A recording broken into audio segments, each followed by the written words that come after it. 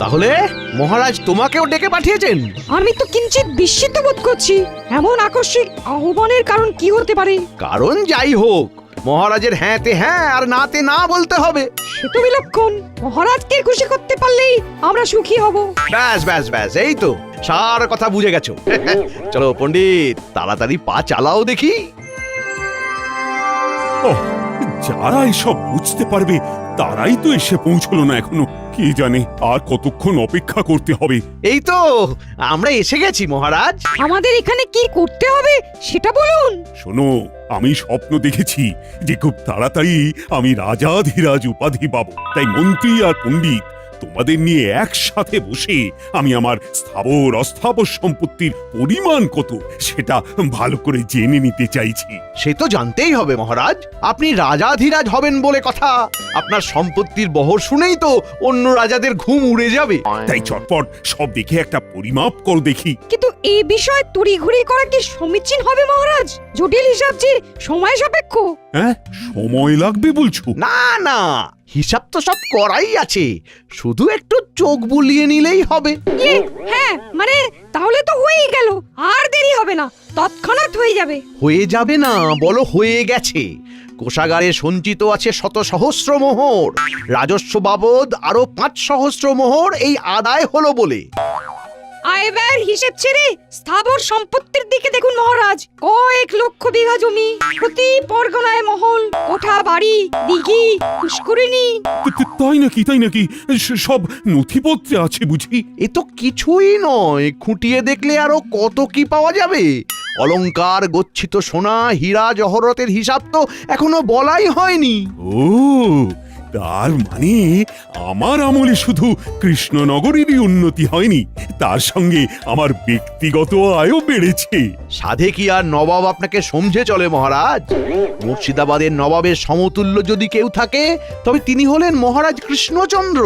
সম্পদে ঐশ্বর্যে আপনি অতুলনীয় মহারাজ। বেশ বেশ, তবে শুধু এটুকুতেই আমি থেমে থাকতে চাই না, আরো আরো অনেক সম্পদ চাই আমার। নিশ্চয়ই মহারাজ, আপনাকে যে এক এবং অদ্বিতীয় হতে হবে। তোমার বাকি হিসেবটাও করে ফেলো তবে, আমি তোমাদের পারিতোষিকের ব্যবস্থা করছি। আমরা তো তারই অপেক্ষা করছি। না মানে এই যে হিসাব করছি। মহারাজের জয় হোক। তবে আজও যেন মনে হচ্ছে মহারাজ একটু বেশি খুশি খুশি আছেন। কোনো সুসংবাদ আছে বুঝি? সংবাদ নয় গোপাল, বলো ঘোষণা। বেশ তো, কি ঘোষণা করবেন করুন মহারাজ। আমরাও না হয় আমাদের কর্ণযুগল সার্থক করি। ওহ, গোপালের তো দেখছি মুখ দিয়ে ভাষার ফুলঝুরি ছুটছে।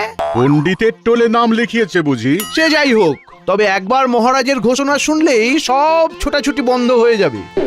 শোনো সবাই, আমি ঘোষণা করছি, শুধু বাহুবলে নয়, অর্থ বলেও আমি এখন নবাবকে টক্কর দিতে পারি। তাই নবাবের চোখ রাঙানিকে আর ভয় করব না। সে কি? এ আবার কেমন কথা? না না মহারাজ, নবাবকে একটু সামজে না চললে যে বিপদ হতে পারে। হ্যাঁ, কিচ্ছু হবে না, মহারাজ এখন নবাবের চোখে চোখ রেখে কথা বলতে পারেন। প্রয়োজন পড়লে পড়শি রাজ্য আক্রমণও করব আমি। মহারাজ যেন আজ একটু বেশি সাহসী হয়ে যাচ্ছেন। এমন মহারাজকে তো আগে কখনো দেখিনি। বলছিলাম কি মহারাজ, এতটা বাড়াবাড়ি না করাই ভালো। যার যতটুকু আছে তাই নিয়েই খুশি থাকা উচিত। মহারাজ যা ভালো বুঝেছেন তাই স্থির করেছেন, তোমাকে আর ওই বেশি জ্ঞান দিতে হবে না। সত্য সব বিষয়ে ফোরদ না কাটলে যেন গোপালের ভাত হজম হয় না। আসলে মহারাজের বারবারন্ত শুনে গোপালের চোখ টাটাচ্ছে। গোপালের মতো সর্বহারা আর সম্পদের কি বুঝবে? আমিও তাই ভাবছি গোপাল, তুমি বরং নিজের চরকায় তেল দাও। আমার ব্যাপারে তোমাকে আর নাক গলাতে হবে না। যেমন বলবেন মহারাজ।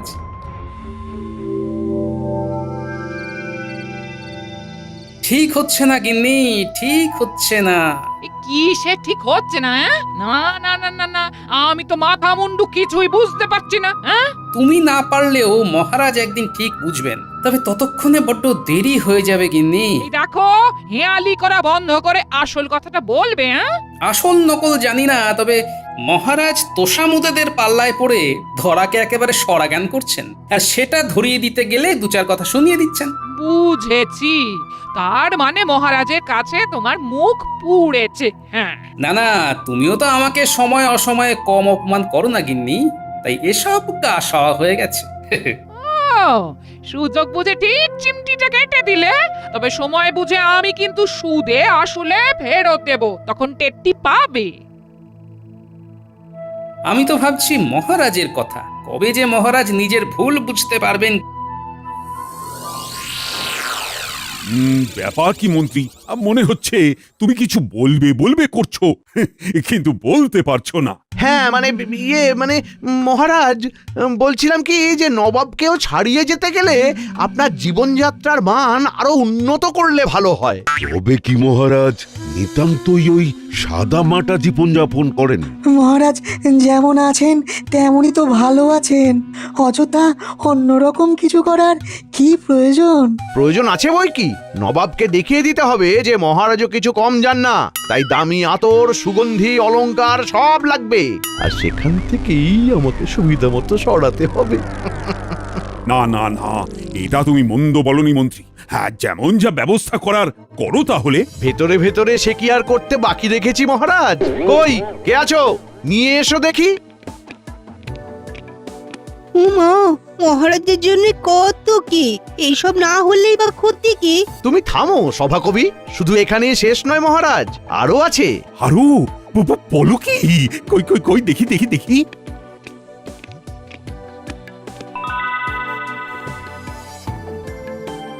শুধু আপনার জন্য মহারাজ। না না, মন্ত্রী মশাইয়ের কাজে কোনো ত্রুটি নেই, সব ব্যবস্থা কেমন গুছিয়ে করেছেন। হ্যাঁ, সে কি আর এমনি এমনি করেছি, এই তালে যা হাতানোর তাও হাতিয়ে নিয়েছি।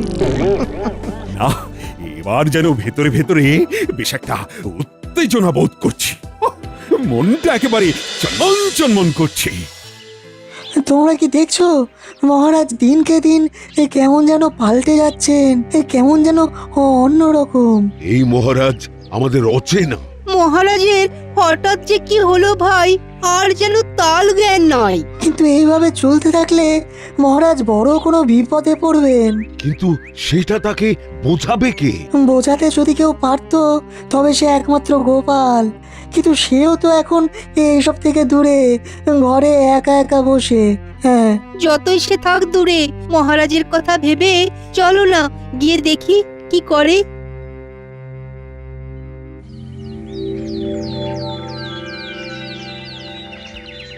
ও গোপাল দাদু, তোমার কি হয়েছে বলো তো? সারাদিন কেমন যেন মন খারাপ করে ঘরে বসে থাকো আজকাল। এটা কিন্তু গুলটা ঠিক বলেছে, না আমাদের তুমি গল্প বলো আর না মজা করো। তোদের এরকম মনে হচ্ছে বুঝি? তা তোরা আমার মুখ দেখেই মনের কথা বুঝে গেলি? হ্যাঁ, আমরা সব বুঝতে পারি, সেই জন্যই তো বলছি মন খারাপ করে বসে না থেকে আমাদের পড়াও দেখি। হ্যাঁ হ্যাঁ, গোপাল দাদু পড়ালে আমাদের খুব তাড়াতাড়ি পড়া মুখস্থ হয়ে যায়। হবে না কেন, গোপাল দাদু তো বুদ্ধির রাজা, তাই বুদ্ধি করেই আমাদেরও বুদ্ধি বাড়িয়ে দেয়। বটে, তোরাও দেখছি ভালোই তোল্লাই দিতে শিখে গেছিস। ওদেরটা না হয় তুমি বুঝে গেছো, কিন্তু মহারাজের ব্যাপারটা যে আমরা কিছুতেই বুঝতে পারছি না। সত্যি কি করেছে কি হয়ে গেল? যদি কিছু পারো তবে তুমি কিছু করো, না হলে তো শুধু মহারাজে নয়, এই বুঝি গোটা কৃষ্ণনগরেরই ক্ষতি হয়। বেশ বেশ, দেখছি তবে কি করে কি করা যায়।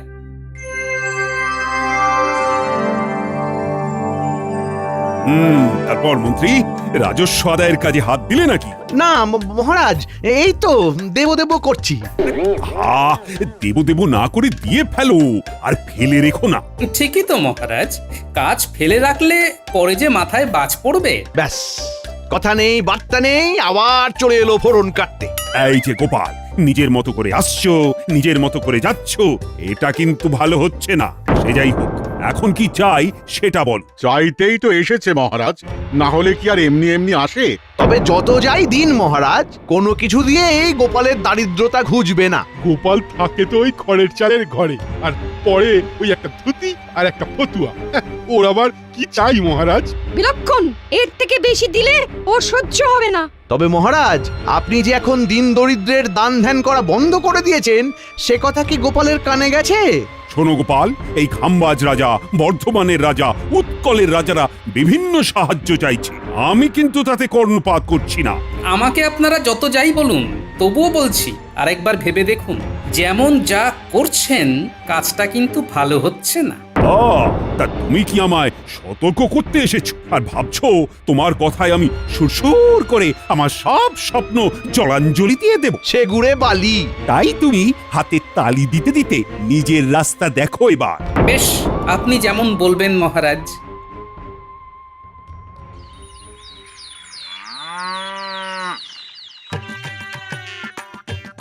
এখানেই তো রেখেছিলাম, কোথায় যে গেল, কোথায় গেল? ঘরে ঢোকা থেকে কি সব ঘাটাঘাটি করতে শুরু করলে বলো তো? আর মোহরের থলিটা তো এখানেই কোথাও ছিল। দেখো তো গিন্নি, এদিক ওদিক কোথাও নজরে পড়ে কিনা। এমন বলছো যেন মোহরের থলি নিয়ে আমি লোপালোপি করি। তুমি কি কোনোদিন আমায় হাত খরচের জন্য কিছু দিয়েছো যে আমার কাছে থাকবে? কিন্তু কিছু না কিছু তো থাকতেই হবে। তবে যেটুকু যা আছে তাই দিয়েই কাজ হবে। আরো মোহর লাগবে, আরো আরো আরো। নির্ঘাত তোমার মাথার গন্ডগোল হচ্ছে। ওই মোহর মোহর করেই তোমার মাথা খারাপ হয়ে গেছে। হ্যাঁ, মাথা খারাপ আমার নয়, মাথা খারাপ তো হয়েছে মহারাজের, আর ওটাই আমাকে ঠিক করতে হবে। সে তুমি যাই বলো, আমি যা বোঝার বুঝে গেছি। গন্ডগোল তো হয়েছে, না বলে তোমার মতো লোক মোহরের জন্য এরকম খোঁজাখুঁজি শুরু করে। হ্যাঁ, না না না না, আমি আর ভাবতে পারছি না। তোমাকে আর ভাবতেও হবে না গিন্নি, ভাবাভাবির ব্যাপারটা এবার আমার উপর ছেড়ে দাও। প্রণাম মহারাজ। আবার আবার এসেছো গোপাল? কেন মহারাজ, আমাকে কি আসতে নেই নাকি আপনাকে আমার মুখ দেখতে নেই? এই মরেছে, এবার কি বলি আমি? আমি শুধু ভাবছি বারবার তাড়িয়ে দেওয়া সত্ত্বেও গোপাল কেন আবার ফিরে ফিরে আসছে। আমার তো মনে হয় বারবার অপমানিত হতে। ঠিক ঠিক, ন্যাড়া 3বার বেলতলায় যায় আর গোপাল 3বার অপমানিত হয়। এবার কিন্তু বড্ড বাড়াবাড়ি হচ্ছে।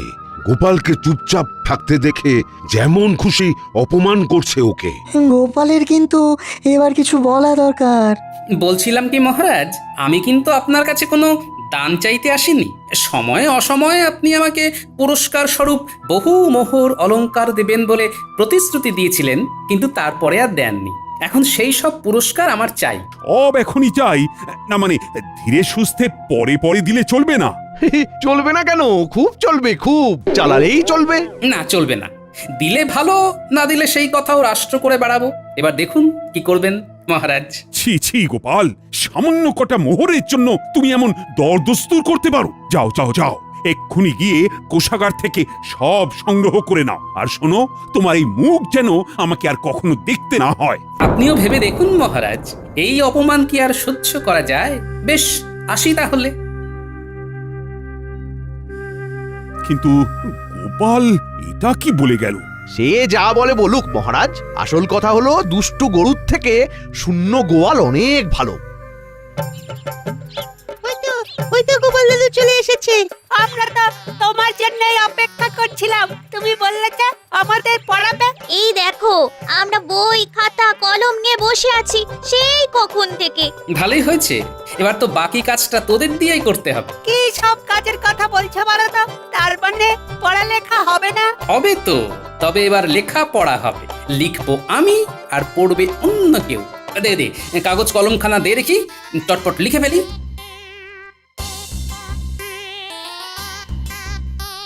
নে, এবার এই চিঠিখানা রাজবৈদ্যর হাতে তুলে দে গিয়ে, যা। আর শোন, একটা কথা তোদের কানে কানে বলি। কি বলছো কি গোপাল দাদু? দাদু যা বলছে ভেবে চিন্তে বলছে নিশ্চয়ই। চল, আমরা দাদুর কথা মতো কাজ করি।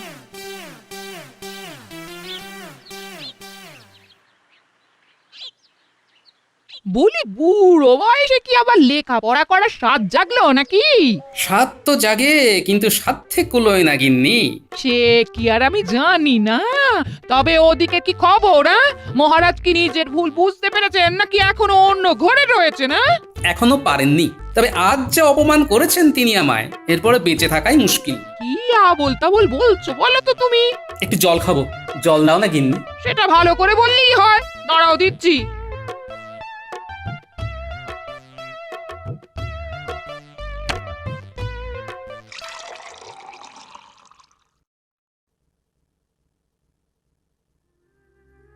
ও মা গো, এ কি হলো গো? ও গো, কে কোথায় আছো গো? মানুষটা তো এক্ষুনি বসেছিল, আর তারপরে না না না, আমি বরং বৈদ্যকে ডেকে আনি গিয়ে।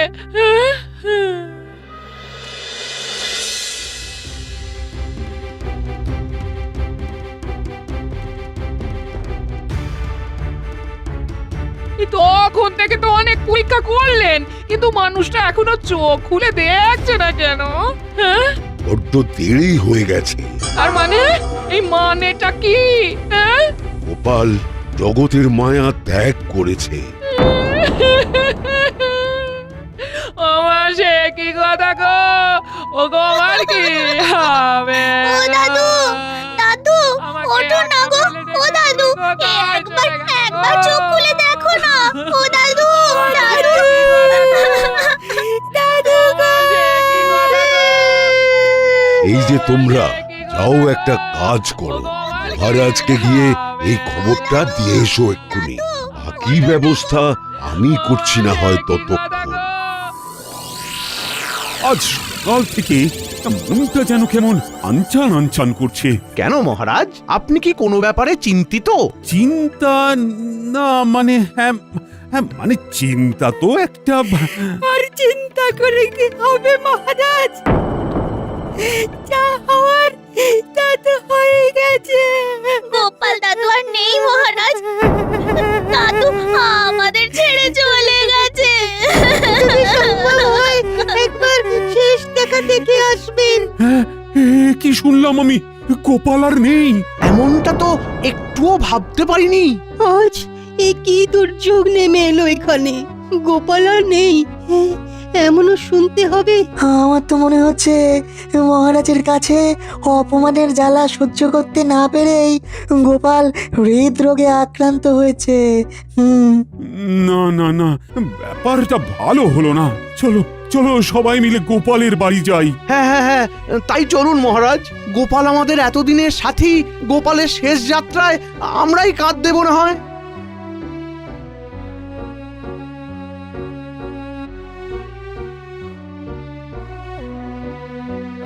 ব্যবস্থা যখন সব হয়ে গেছে, তখন আর দেরি করাটা ঠিক হবে না। হ্যাঁ হ্যাঁ, এসো সবাই, কাঁধে কাঁধ মেলাই।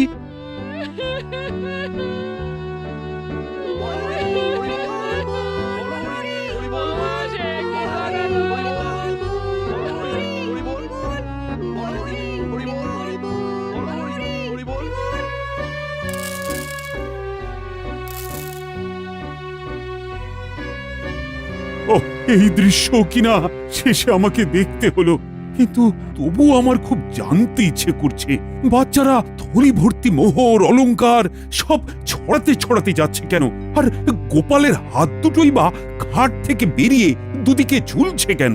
মহারাজ, আর একটা ব্যাপার কি আপনি লক্ষ্য করেছেন?